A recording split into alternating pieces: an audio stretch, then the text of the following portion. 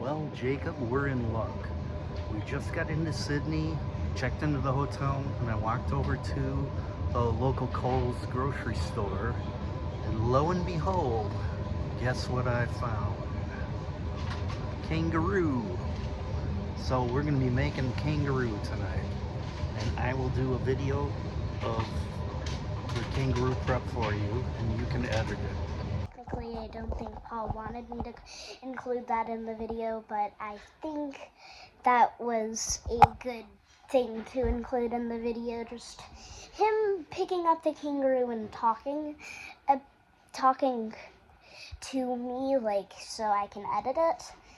Yeah, well, Paul, you were in luck because that is exactly what I am doing today.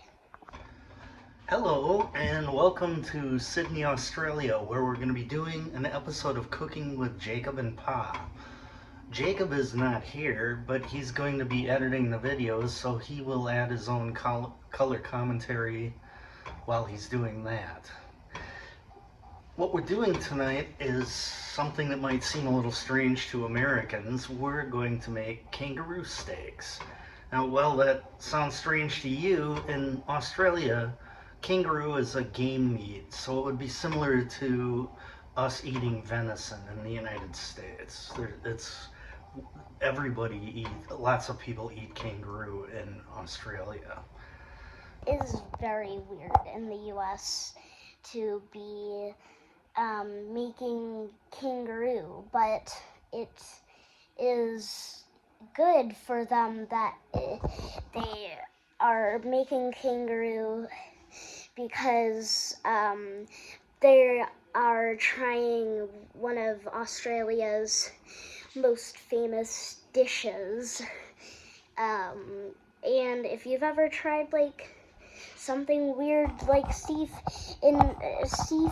maybe like eel or something, maybe it's like kind of like that. I am very sad that I didn't get to be there trying it with them, but I love editing this video.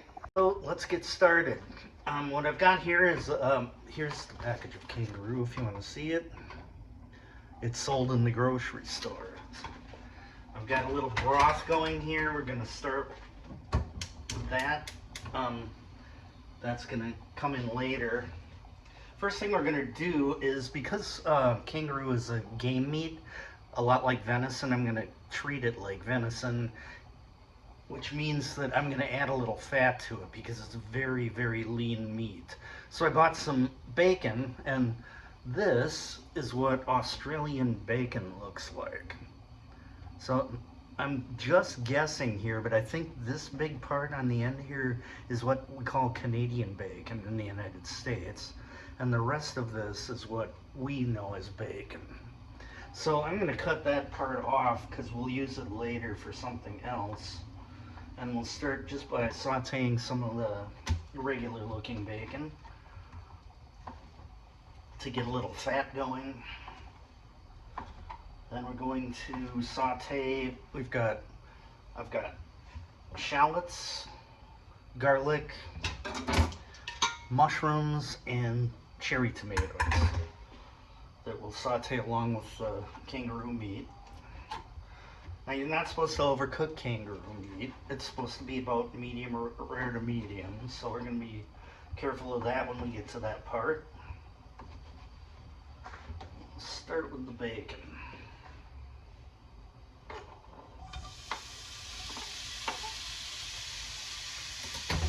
We'll let that go a little bit.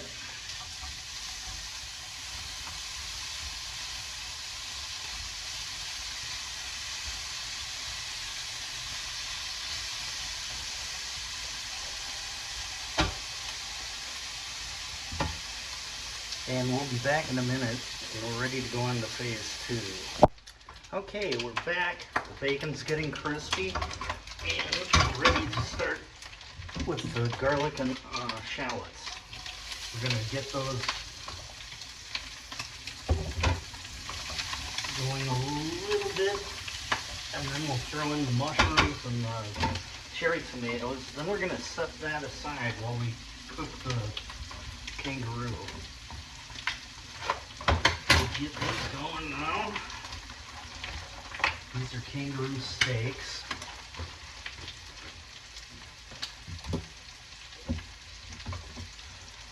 Probably gonna cut these up a little bit.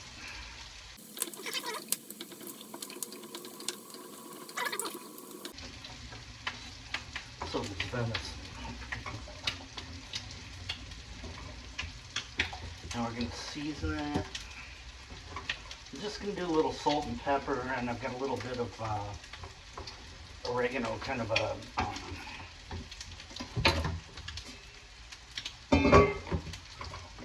kind of an Italian seasoning. Should be good.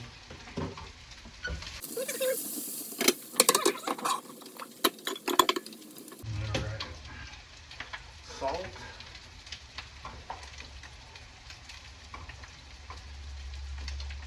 Pepper. And garlic oregano seasoning. A little more salt. We'll toss that around. And then we're ready to throw the mushrooms and the cherry tomatoes in there. Get those browned a little bit.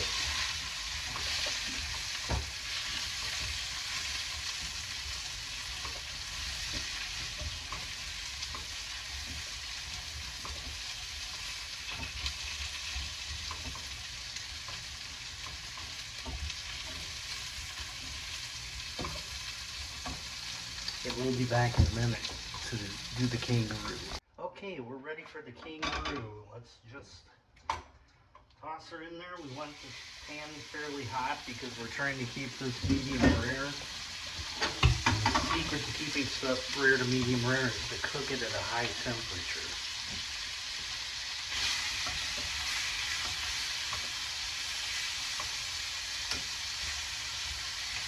That way you can brown it before it cooks all the way through.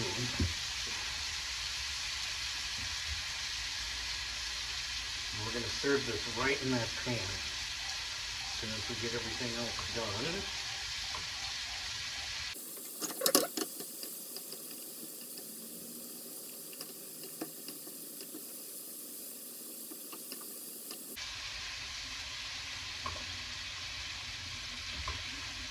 It's actually browning quite nicely, so the pan's about the right temperature.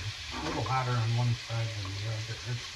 Then I'll just move some of it around a little bit so we can put the pieces that aren't quite as cooked onto the hotter part of the ladder up the pan. Thing that I will say is that Pa is definitely learning how to shut the camera off and record better. He did say that he had a selfie stick that can only stay one direction, so he can't like tilt it down like I do for the cooking videos that he's in with me. It can only face one direction, so it's kind of hard to see like the counter thing. Also, when he was mixing up the pan, when I sped it up, he took like 39 seconds of the video to mix it. Shut the darn thing off!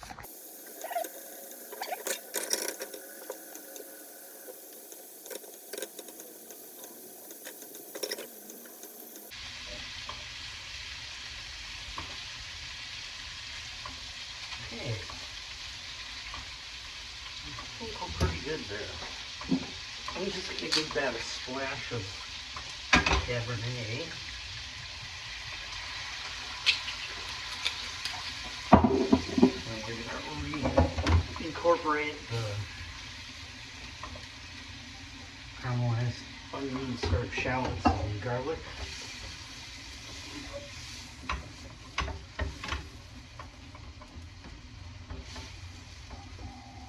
And we've got our broth we're going to add in there just to keep it nice and moist. And on top, we've got some white potatoes. Put right in the middle. And there we have it. Australian kangaroo.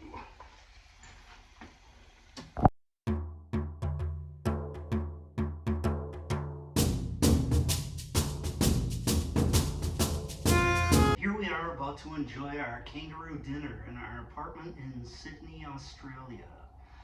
So everything looks great. We've got some coleslaw, we've got some gigantic Australian strawberries, and we've got our kangaroo dish. So until next time, Cheers, mate. Let's end with showing the people trying what they just cooked. So we forgot that part, so we're doing it now. Try a little bit of kangaroo. It's very tender. Delicious. Good job. Very nice.